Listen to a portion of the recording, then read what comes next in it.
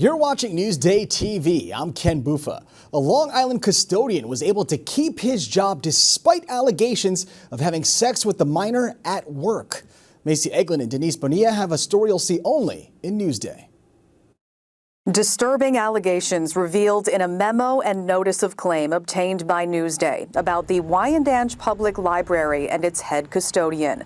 A young woman whose identity we have chosen to protect says from October 2016 to December of 2018, she was raped multiple times by 51-year-old Kwesi McCorvey, beginning when she was 16 years old. The confidential memo shows library officials knew of her allegations at least 17 months before McCorvey's arrest, but he stayed on the job.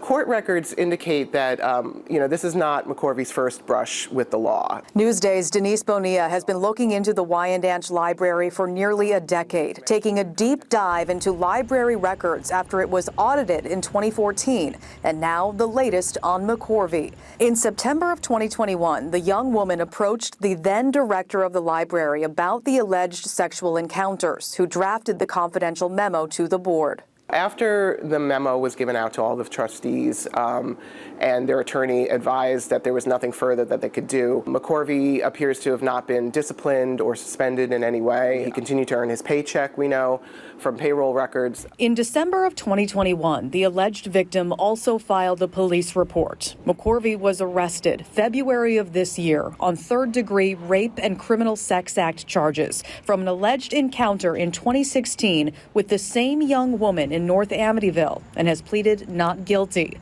A week after his arrest, at least 17 months after library trustees knew of the allegations, they put him on paid suspension. McCorvey was hired back in 2007, despite having felony convictions for drugs and possessing stolen property. Newsday has learned since then he's also been convicted of several misdemeanors while on the job.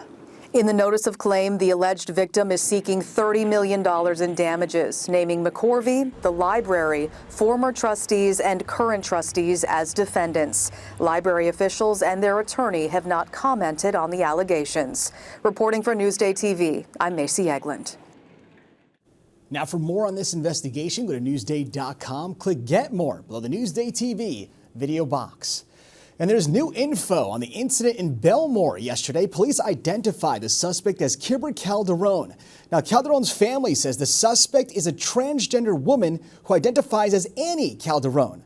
Well, Calderon has 2 previous arrests in New York City, one for burglary and one for trespassing. The officer involved is out on sick leave due to trauma from the situation.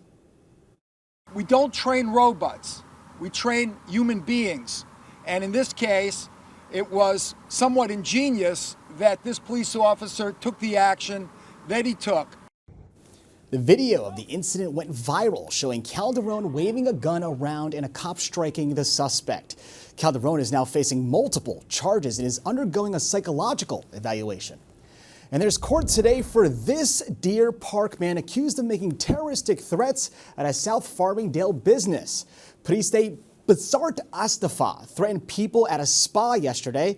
They say he also assaulted a church employee on Sunday in Plainview after making threats there. He was arrested in June for similar behavior at a mosque in Farmingdale.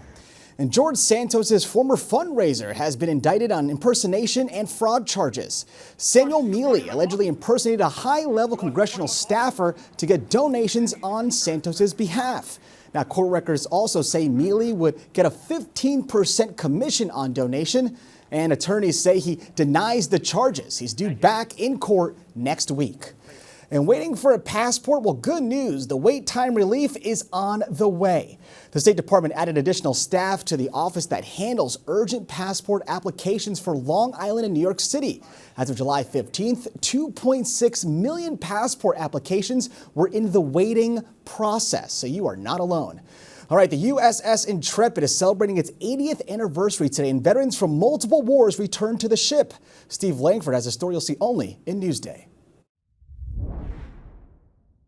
Welcome, family, friends, most of all, welcome former crew members to the 80th commissioning anniversary. On this day 80 years ago, the U.S. Intrepid was first commissioned to set sail for the Pacific and on into the history books. This anniversary celebration graced with the presence of close to 200 former crew members of the aircraft carrier. Seaman First Class Ed Coyne, an intrepid plank owner, longtime museum supporter, and volunteer. Ed Coyne, now 97 years old and living in Plainview, Long Island, is asked by a reporter what he thinks of being here for this ceremony, 80 years after he was part of the first crew on the Intrepid. It's unbelievable. That's the best way I can say. Seaman First Class Coyne recalls enemy attacks they endured in battle, but affirms the Intrepid could not be sunk. We took a beating during the war. We're kamikazes. We were torpedoed. We were bombed.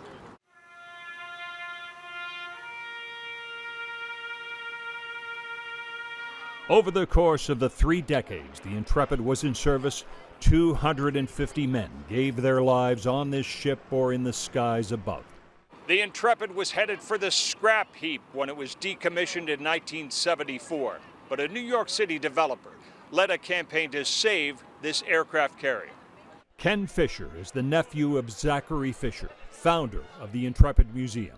I'm often thanked for my family's role in saving this ship and helping to launch and sustain this museum. However, it's us that should be thanking you. Steve Langford for Newsday TV. Now, a group of lifeguards got some potentially life-saving training today. Lifeguards at Point Lookout Beach learned how to deal with shark bites. The training program is called Stop the Bleed. Lifeguards practice tourniquets, bandaging, and packing wounds. All right, let's take a look at your Long Island weather, shall we? You can see that tonight we have partly cloudy skies, and tomorrow, well, more clouds. All right, so taking a closer look at tomorrow, you can see that it's going to be overcast all day and temps will be in the mid to high 70s. Long Island weather is brought to you by King O'Rourke Automotive Group. And first in Newsday, the Mets will honor Massapequa's Little League champs. Massapequa International Softball team will meet the Mets during batting practice on August 26th. That day is Women's Day at Citi Field. Massapequa was the first New York team to win the softball title.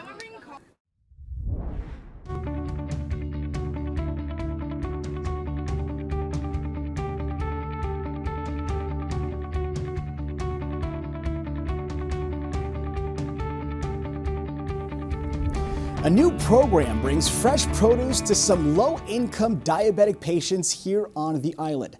Sherry Einhorn has a story you'll see only in Newsday. So look at all your options.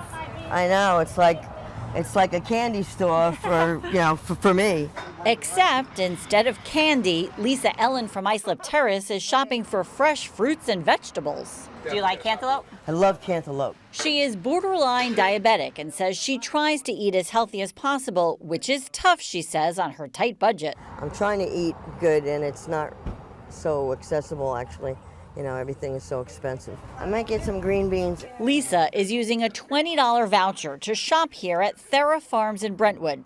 She's participating in the fruit and veggie prescription program run by Cornell Cooperative Extension. The things that we love to eat always have what?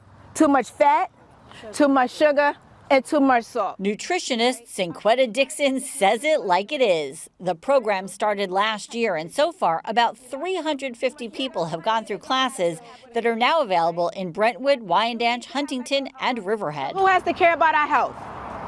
You do. Funding comes from a federal grant program and allows organizers to partner with local supermarkets and farms. We do that collaboration by providing the education along with the farmers market to provide those healthy choices right there at the end of the session. Thank you so much. Armed with bags packed with produce and great new nutritional information, Lisa told me she's excited to get home. What are you going to do with all these vegetables? I'm going to cook them up and eat them. In Brentwood, I'm Sherry Einhorn for Newsday TV. Now, to read more about the Fresh Produce program, go to Newsday.com, click Get More below the Newsday TV video box. My goal is to entertain, but also to let you into the places where the fans can't go. I want to take the readers inside the locker room, inside the heads of the athletes. Newsday, covering Long Island like no one else can. You're watching Newsday TV. I'm Ken Buffa. Thank you so much for joining us. We'll leave you now with a look at your 7-day forecast.